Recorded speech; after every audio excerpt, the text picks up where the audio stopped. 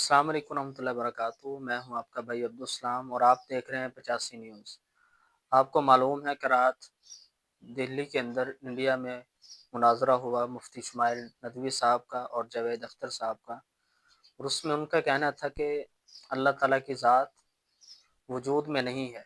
مفتی شمائل ندوی صاحب نے کیسے وجود میں ظاہر کر کے بتایا. آپ یہ ویڈیو سماعت فرمائیں. کی بات کی، اس پہ میں بات کر سکتا ہوں لیکن آج نہیں کروں گا چونکہ وقت کم ہے. کبھی اور اس پہ ڈسکس کریں گے. میں تیار ہوں اس پہ بھی بات کرنے کے لیے. یہ ابھی سے راؤنڈ 2 کی بھومکا طے ہو رہی ہے. Does God exist round 2.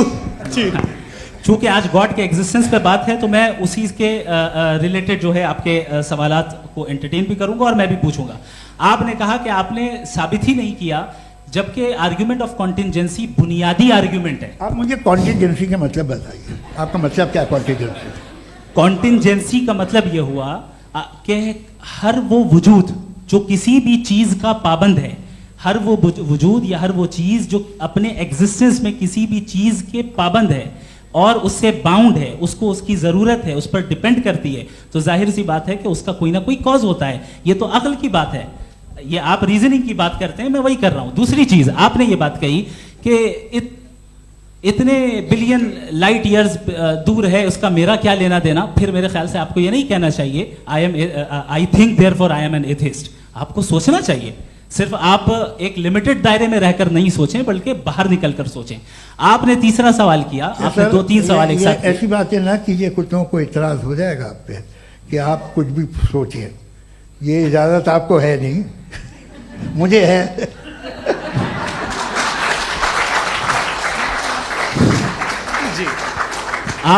آپ نے پرابلم آف ایول کے تعلق سے سوال کیا اور بار بار آپ ایک لفظ ریپیٹ کر رہے ہیں کہ اومنی پوٹنٹ گاڈ ہے، آل پاورفل گاڈ ہے. یہی تو دراصل سمجھنا ہے کہ گاڈ کا کانسیپٹ کیا ہے. پرابلم آف ایول جو ہے، پرابلم آف ایول در حقیقت 2 اسمپشنز پر قائم ہے. اگر آپ ان 2 اسمپشنز کو سمجھ جائیں تو یہ پرابلم نہیں رہے گی. آرگیومنٹ آپ کو سمجھ میں آ جائے گی کہ یہ کولیپس کر جاتا ہے. پوائنٹ نمبر 1، یعنی جو آپ کا سب سے پہلا فالس اسمپشن ہے کہ گاڈ مرسیفل ہے، اومنی پوٹنٹ ہے، دنیا میں ظلم ہو رہا ہے. لیکن آپ کو یہ سمجھنا چاہیے کہ ہمارے ورلڈ ویو کے مطابق گاڈ صرف اومنی پوٹنٹ اور صرف مرسیفل نہیں ہے، بلکہ وہ آل وائز بھی ہے اور وہ آل نوئنگ بھی ہے. اس کے ہر کام کے پیچھے حکمت اور وزڈم ہے. یہ کوئی ضروری نہیں ہے کہ وہ حکمت اور وزڈم آپ کو سمجھ میں آئے یا مجھے سمجھ میں آئے.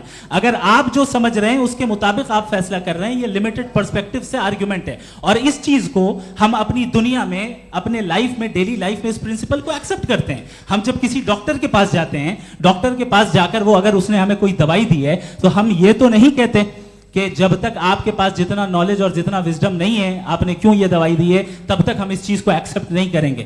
نہیں کہتے. ہم اس کی اتھارٹی کو تسلیم کرتے ہیں. کیوں؟ کیونکہ اس کی ہم جانتے ہیں کہ وہ نالجبل ہے، وہ وزڈم والا ہے. ہم سے زیادہ نالج اور ہم سے زیادہ وزڈم ہے. بتائیں سر. میں ڈاکٹر میں اور خدا میں بڑا لکھوں سے ڈاکٹر پڑھا لکھا ہوتا ہے ایک، تو میں اس کی بات سنوں گا. دوم یہ نہیں کچھ جواب تو یہ بھی نہیں ہے. سر پلیز، اگر سب آڈینس سے بولنے لگیں گے تو پھر مطلب نہیں سویلائز بحث کا. مطلب آپ یہ کہیں کہ چونکہ آپ ڈاکٹر پہ بلیو کرتے ہیں اس لیے خدا پہ بلیو کیے. کیا یہ مثال آپ کو سمجھانے کے آرگیومنٹ ہے، اس پہ آپ کو اعتراض نہیں ہے. تو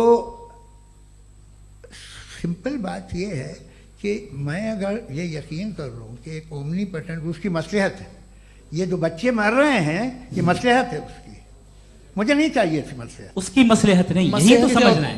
مطلب ایکسپیڈینس. اچھا، آپ نے ابھی میری بات پوری سنی نہیں. میں نے کہا آپ کا پورا آرگیومنٹ 2 فالس اسمپشنز پر ہے. ایک فالس اسمپشن میں نے بتا دیا. دوسرا فالس اسمپشن یہ ہے کہ اس دنیا میں ایول کے ہونے کا کوئی گڈ ریزن نہیں ہے، جبکہ ہمارے پاس بعض ریزنز موجود ہیں، ہمارے پاس بعض وجوہات موجود ہیں. اگر اس دنیا میں ایول نہ ہو تو آپ گڈ کو ڈیفائن کیسے کریں گے؟ اگر ظلم نہ ہو آپ انصاف کو سمجھیں گے کیسے؟ اگر تاریکی نہ ہو تو آپ لائٹ کو سمجھیں گے کیسے؟ بہت اچھا. ابھی اور سن لیں، ابھی اور باقی ہے. یہ تو بات بہت پسند آئی صاحب مجھے کہ جب تک ریپ نہ ہو تب تک عورتوں کی عزت کا خیال آپ نے میرا جواب پورا سنا ہی نہیں. جب تک کہ بچوں کا قتل نہ کیا جائے تب تک آپ کو بچوں کی معصومیت کی عزت. آپ نے پورا جواب سنا ہی نہیں. کیا بات ہے، کیا آپ نے نکتہ نکالا؟ آپ نے پورا جواب سنا ہی نہیں. آپ سن لیں، میری بات سن لیں. یہ میں نے آپ کو ایک چیز بتائی. دوسری چیز، اس دنیا میں ہم آئے ہیں ٹیسٹ کے لیے. ہمارا ٹیسٹ ہو رہا ہے اور ہر انسان کا الگ الگ انداز میں ٹیسٹ ہوتا ہے. اور اس دنیا میں اگر ایول موجود ہے تو وہ ایول ذریعہ ہے ہمارے اندر ہیومن نوبل کوالٹیز کو ڈیولپ کرنے کا اور الگ الگ فیلڈ میں پروگریس کرنے کا. اور اگر ہمارے اندر اور اس دنیا میں ایول نہیں ہوتا تو بتائیے ٹیسٹ کا مطلب کیا ہوتا؟ اگر میں اپنے اسٹوڈنٹ کو MCQs دوں اور اس میں صرف رائٹ آنسر لکھ کر دے دوں اور کہوں تمہارا ٹیسٹ ہو گیا, یہ میننگ لیس ہے. اس دنیا میں اگر ہم ٹیسٹ کے لیے آئے ہیں تو ظاہر ہے گڈ اینڈ ایول دونوں موجود ہے. تو اگر گڈ اینڈ ایول دونوں موجود ہے تو یہ ایول بھی خدا کا بنایا ہوا ہے. جی ہاں, خدا کا بنایا ہوا ہے, لیکن اچھا چلو اچھی بات. جی بالکل تو بالکل خدا نے بنایا. ابھی تو یہ ہے کہ جو میجورٹی ہے دنیا میں وہ ایول ہے, تو یہ خدا ایکچولی ایول کے سائڈ پہ لگ رہا ہے مجھے. بالکل بھی میں بتا میجورٹی میں تو وہ ہیں. کیا بات کر رہے ہیں بھائی آپ. میں بہت کوئی بھی جو منصف ہوگا, چاہے آپ کا اپنا گھر ہو جس کے آپ سب سے بڑے ہیں, چاہے آپ کی آرگنائزیشن ہو جو آپ چلاتے ہیں, وہاں پر آپ ایول رکھیں گے ثابت کرنے کو کہ باقی لوگ شریف ہیں. میری بات سن کیا لیں, یہ آرگیومنٹ ہی غلط ہے اگر کہ جب تک کہ کوئی ایول نہیں ہوگا تب تک کہ شریف آدمی شریف نہیں لگے گا. اگر ایگزامینر غلط آپشن دے رہا ہے تو ایگزامینر ایول نہیں ہو گیا, جو غلط آپشن کو سلیکٹ کر رہا ہے وہ فیل ہوگا. کریٹر نے ایول کو بنایا ہے لیکن وہ ایول نہیں ہے. اچھا سنیے میری بات, ہاں. لیٹ می کمپلیٹ سر. جی جی. کریٹر نے ایول کو بنایا ہے ٹیسٹ کے لیے, وہ ایول نہیں ہے. ایول وہ ہوگا جو اسے اختیار کرے گا. چھری کو بنانے والا غلط نہیں ہوتا ہے, چھری کا غلط استعمال کرنے والا غلط ہوتا ہے. ریپ کو کیسے غلط استعمال کرتے ہیں؟ ریپ انسان کے فری ول کا نتیجہ ہے. یہ ریپ کیسے غلط استعمال ہوتا ہے؟ یہ اب سن لیں غلط استعمال ہوتا ہے. ہاں میں بتا رہا ہوں نا, کیسے غلط میں بتا رہا ہوں جی. کہ جو ایول اس دنیا میں موجود ہے اس کے کئی سارے طریقے ہیں. ایک طریقہ انسان کا اپنا فری ول ہے. اب اگر کوئی ریپس ریپ کر رہا ہے تو اس کا گاڈ کا قصور نہیں ہے, وہ اپنے فری ول کا غلط استعمال کر رہا ہے, اس کو سزا ملنی چاہیے. اور اسی کے لیے جہنم بنائی گئی ہے. یہ فری ول کا بھی بڑا چکر. آپ کوئی برا کام کرتے ہیں یا کوئی برائی ہوتی ہے تو یہ کہا جاتا ہے کہ یہ فری ول ہے. 7 billion free whales are moving on this planet. 7 billion free will. اور ایک آدمی اپنی فری ول سے مجھے قتل کر دے تو میں خدا کی مرضی سے مر رہا ہوں کہ اس کی فری ول کی وجہ سے. میری موت خدا کے ہاتھ ہے یا یہ فری ول والے کے ہاتھ؟